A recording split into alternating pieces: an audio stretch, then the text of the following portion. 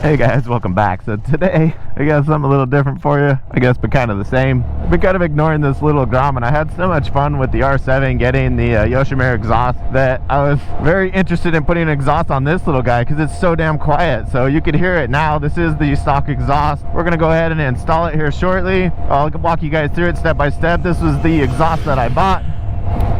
It was obviously very, very inexpensive, and I don't see any point in putting an expensive exhaust on this bike. I just want the sound. Let's face it, if you start doing some research, you don't get a lot of power out of these things. Maybe a half horsepower, which is the one that we got, which I highly doubt it even does that. But a video I did watch from this guy here, he did all these test runs on using a power commander, and he went with exhaust and intake, the Chimera intake, and he went with the power commander, and then he did his test runs on each of them. And for me, price wise, to get just a tad bit more power out of this thing, the intake and the exhaust without the tune seemed like it gave us a few seconds of 0 to 60 gain, and it looked like around 6 miles per hour gain. So I am totally down with that. So that's what we're going to do to this little bike. This video will be mainly installing this exhaust, giving you guys some sound tests. So if you're only here for sound tests, I'll put a link below so that you can go straight to the sound test and get the comparison of each with or without, as well as all the baffles that come on this thing, because there is 3 different ways to run this exhaust. You could use it with the baffle and the baffle insert. You could take the baffle insert out and leave the baffle in there, or you can take the baffle and the insert out entirely and just get a straight pipe, which is, I'm sure, probably where we'll end up on the bike. I know for sure with my R7, I've really enjoyed it without the baffle. That video is still coming soon too, so if you're interested in the Yamaha R7, I'll put a link here for all of the videos I'm doing on that one. The baffle video is coming soon. So let's get in the shop and let's get this thing put together. All right, so the first thing we're gonna go after is these 2 nuts right here, which are a 12 millimeter. Not on there all that tight. Get those guys out of the way.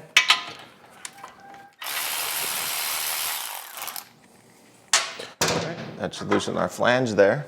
And then the next one we'll go after is this one here, which is also a 12 millimeter. And then there's a nut on the back that is also a 12 millimeter. So we'll drop this little exhaust hanger. There's our nut on the back. And then hidden under this exhaust here is another bolt. And there's one on each side. And they are also a 12 millimeter. And they don't have a nut on the back of them. So we'll zip that guy out. Leaves us with one left. Here's our last little 12 mil over on this side. We'll go ahead and support our exhaust. So this guy should just be dropping off. Look at that. Pretty damn easy. And holy crap, this is heavy as sin. Just the weight savings alone is going to be really cool. And we're going to use all the same fittings. There's one. Get the other one on the other side. And we'll keep it nice and loose for now so we can manipulate. So another thing to do here, take this little bracket here and put our little rubber piece on here. Pretty easy to do. Same thing we had to do with the Yosh pipe so it doesn't scratch it up. All right, there we go. Got that little guy ready to go. So now we'll take our little faux carbon fiber muffler and fit it. We'll see how we can get it on there. And that's gonna help us understand where our bracket needs to go, which is obviously really close here. We will be using the original bolt, which does not have a lock nut on it. So we will be using Loctite. In fact, we're gonna put Loctite on all of this. I'm gonna go with 12 foot-pounds and I'm gonna apply some Loctite so that I don't lose any of this or any of it rattles off. I'll go ahead and apply some Loctite now. Get this guy lined up as best as we can. There we go, got the bolt through. Get the nut on the other side real quick. Now that we got this in here and we got a little bit of movement, we're gonna go after the front of the exhaust. We'll take each bolt back off, see if we can run some Loctite on this guy from up here. Yeah, that'll work. Get it on there, we'll get the other bolt off. Just apply some Loctite to the nuts in here. All right, we got these down pretty good. We'll get the torque wrench out. All right, so we're all set up on, got our 12 foot-pounds there, 12 millimeter socket. We'll go back and forth just to make sure this goes down as even as possible, the same on each end. So there's our 12 foot-pounds. There's our 12 foot-pounds. We'll go ahead and straighten this guy up. Make sure we like it. Make sure it's sitting as clean as possible. Still using the same nut and bolt, so we got a 12 millimeter in the back. We'll run that guy down. We're gonna do the same 12 millimeter in the back so everything's the same, which is like nothing, but that's not moving, that's good. And of course our Yoshimura exhaust came with this nice little tool, which we'll use. A screwdriver should work just fine too. Oh, well, maybe not. This little Yoshi tool might not get the job done. Oh, just barely. There's one. Damn, these little springs are tight, guys. Holy crap. Yeah, bent the crap out of the little tool. All right, one more. Okay, I lied. This is probably one of the harder pieces to do. It's on there. Almost done. Last and most important step, wash your hands, get yourself some isopropyl alcohol and a nice clean microfiber cloth and wipe all them fingerprints off of everything you possibly can on the exhaust here. The crappy part about what happens to these fingerprints and stuff is once it burns in, you will have that nasty little charred discoloration from your fingerprint or any kind of oil or anything on here. And it's definitely more important when you're not a full fared bike, obviously, because you can see the exhaust. So you don't want to ruin it. Very important step. Wipe it down before you start it up.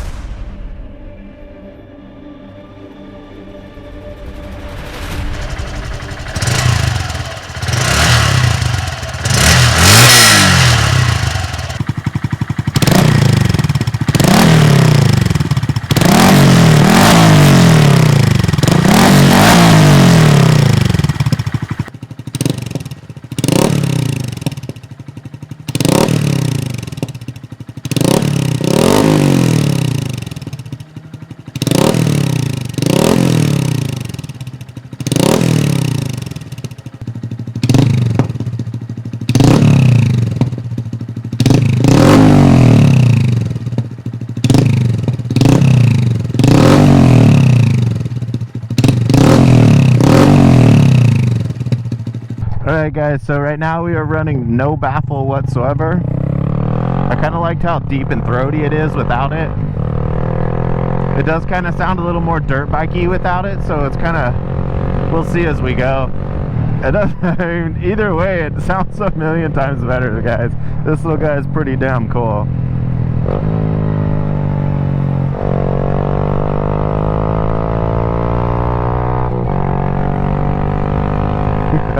I wouldn't say we really have any exhaust performance, but with it being much lighter, maybe we get something out of it. We will install the Chimera intake, I think is how you pronounce it. That should give me a little boost in power. I shouldn't really notice it at that point, so that'll be cool. Alright, quick ride without this little piece of crap block plate. It's definitely a lot quieter with it in and no blocking plate. And it's not as deep, which is interesting, but it does sound maybe, it still sounds kind of like a little dirt bike, I guess.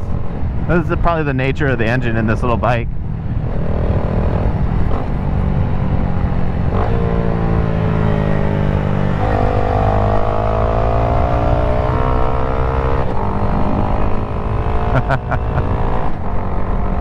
I don't know, I think it almost, I think it's better without it, so I think that's what we're gonna go with, guys.